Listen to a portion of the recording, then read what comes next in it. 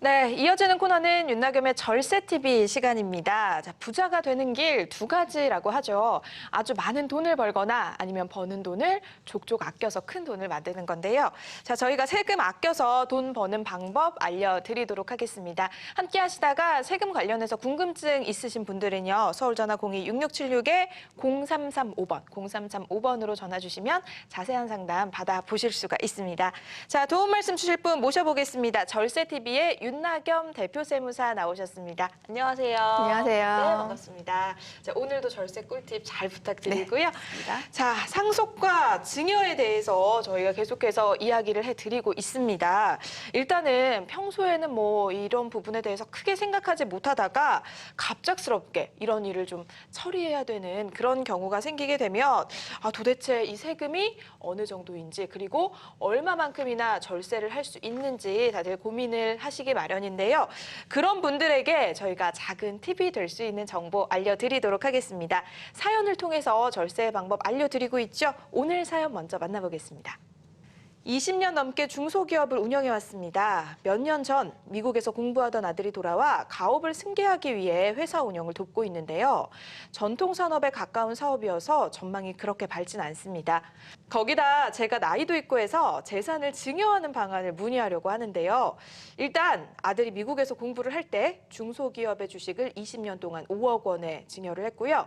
매입 대비 가치가 오르진 않았지만 건물을 지을 만한 땅, 시가 30억 원 정도 되는 곳이 있습니다. 이곳을 어떻게 정리해서 물려줘야 할까요? 라고 사연을 보내주셨습니다. 네, 가업을 승계할 아들에게 재산을 어떻게 정리를 해서 주는 게 가장 좋은 방법인지 고민을 하는 내용인데 일단 가장 먼저 궁금하다라고 말씀을 해주신 게 주식을 증여하는 부분입니다. 와, 이렇게 재산을 증여할 때 주식을 증여하는 방식으로 주는 게 일단 맞나요? 네, 지금 사연자 같은 경우는 네. 이제 이미 20년 동안 5억 원에 가까운 증여를 했다라고 나오는데 이게 100% 다 증여를 했는지 일부를 증여했는지는 잘 모르겠지만 네. 어쨌든 주식도 아버지의 재산이기 때문에 자녀분들한테 넘어가면 증여세를 납부를 해야 되는 게 맞아요. 그게 아니라면 아버님은 이 주식을 팔아서 이걸 현금화해서 그 현금을 자녀한테 줄 수도 있고요. 하나 정리하자면 주식도 부동산하고 똑같기 때문에 자산이고요. 이걸 받는 사람이 증여세를 내야 됩니다. 그렇습니다. 자, 그렇다면 이렇게 증여를 하게 된다면 세금을 어느 정도를 내는지 우리가 좀 따져봐야 될 것 같은데 주식 자산의 크기에 따라 당연히 세율도 또 달라지는 그런 부분이 있을 것 같은 생각이 들어요. 그리고 또 무엇보다 중요한 게 주식은 매일매일이 가치가 변동이 되는 그런 자산인 거잖아요. 그렇다면 어떤 시점에 매도 시점이라든지 언제를 시점으로 이 세금을 계산하게 되는지도 궁금합니다.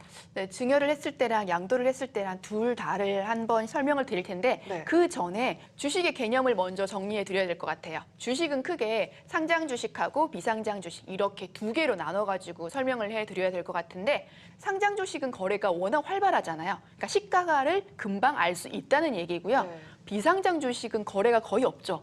그래서 시가가 얼마인지를 정확하게 알 수가 없는 거예요. 그래서 법으로 이거를 만들어 놨어요. 측정하는 방법을 어떻게 할지를 얘기를 해놨는데 우선은 상장 주식 같은 경우는 거래를 하는 종가를 기준으로 앞에 2개월, 뒤에 2개월, 4개월치 평균치로 금액을 측정을 할 수가 있어요. 매매건이라면은 그냥 정해진 금액이 있겠죠. 근데 매매가 아니면 증여 같은 경우는 정해진 금액이 없으니까 법으로 이렇게 정해 놓은 거고요. 비상장 주식은 할 때 매매를 해야 되는데 일반적으로는 특수관계자들끼리 매매를 하기 때문에 금액을 정하기 되게 힘들어요. 네. 그래서 법으로 비상장 주식 평가하는 방법을 기재를 해뒀었거든요.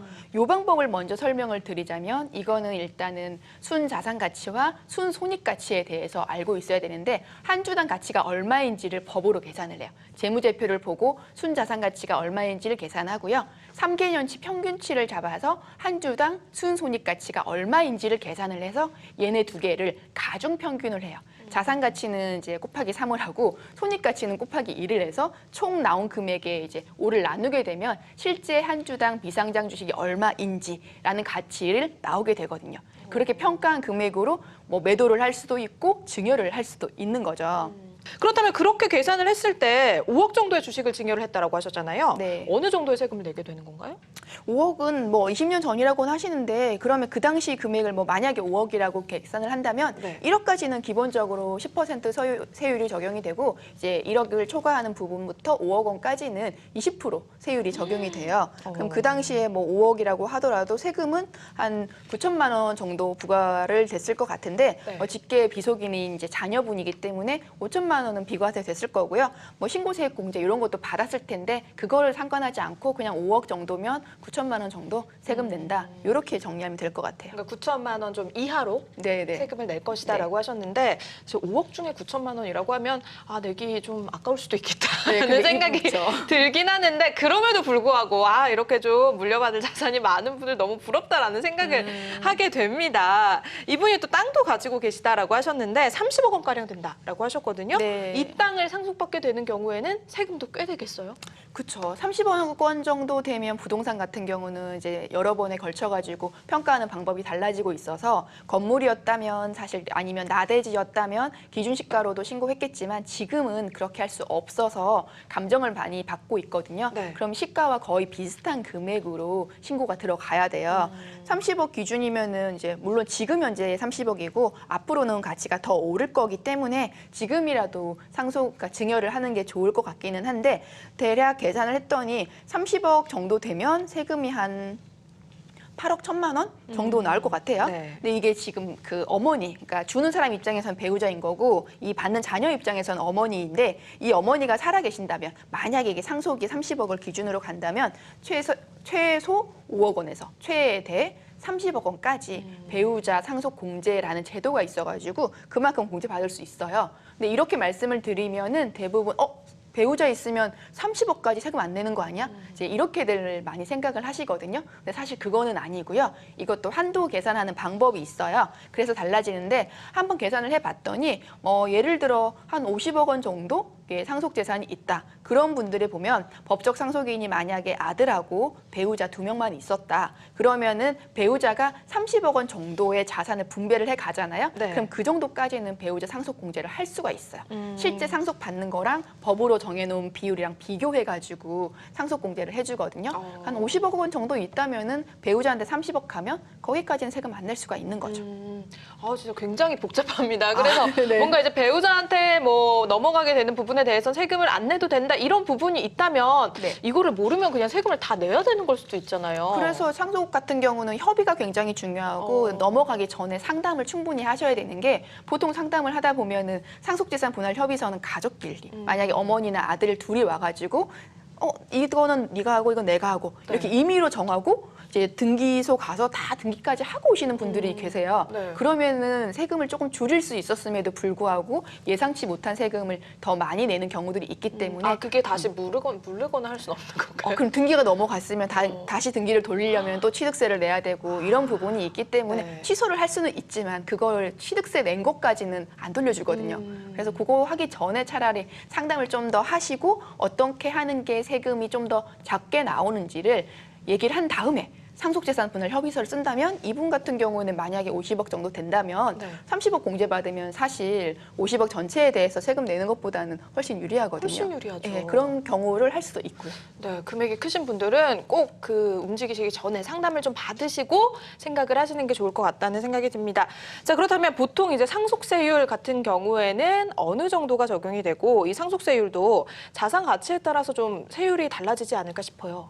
그렇죠. 상속세율은 이제 증여세율하고 동일하기 때문에 네. 많이들 알고 있으세요. 상속세율이랑 증여세율이 재산 가치가 올라갈수록 세율이 높다더라, 세금이 많이 나온다더라, 거기까지는 알고 계시거든요. 그러니까 1억 원을 기준으로 10%고요. 이제 5억 원, 10억 원, 30억 이렇게 올라갈수록 10%, 20%, 30%, 40%, 30억이 넘으면 50% 세율까지 적용을 받을 수 있어요. 근데 여기서 말하는 1억, 5억 막 이 기준 있잖아요. 이거는 내가 받는 자산이 아니고요. 실제 공제되는 걸 다 빼고 나서예요. 만약에 이제 증여재산이었다면 왜 배우자 공제도 6억까지 되고 아니면 자녀한테는 직계존비속 같은 경우도 5천만 원까지는 비과세 된다 이런 얘기 많이 말씀드렸었잖아요. 그러니까 그걸 다 빼고 난 금액이 1억일 때, 뭐 5억일 때 이렇게 산정을 하는 경우이고요. 특히나 상속 같은 경우는 한 번 더 짚어드려야 될 게 일단은 상속은 누군가가 돌아가시면 기본적으로 기초공제라고 해가지고 2억 원까지는 세금을 안 내요. 근데 거기다가 기타 인적 공제라고 해서 자녀 한 명당 이제 공제를 해준다거나 여러 가지 방법이 있는데 네. 그 방법과 일괄 공제라는 방법 두 중에서 선택을 할 수가 있어요. 그 일괄 공제는 5억 원이거든요. 2억 원의 기타 인적 공제를 아무리 많이 더해도 사실 그냥 5억 원 일괄 공제하는 게 훨씬 더 유리해요. 그래서 이제 배우자가 없으신 분들, 아버지 혼자 독신으로 계시다가 네. 자녀가 상속을 받았다. 그런 분들 같은 경우에는 5억 원까지 일괄 공제가 돼요. 그러면 5억밖에 자산이 없다? 그러면 세금이 아예 안 나오는 경우고요. 만약에 6억 정도 있었다? 그럼 5억 일괄 공제 빼주면 1억 남잖아요. 그 1억에 대해서 10% 세율이 적용이 되는 거고요. 네.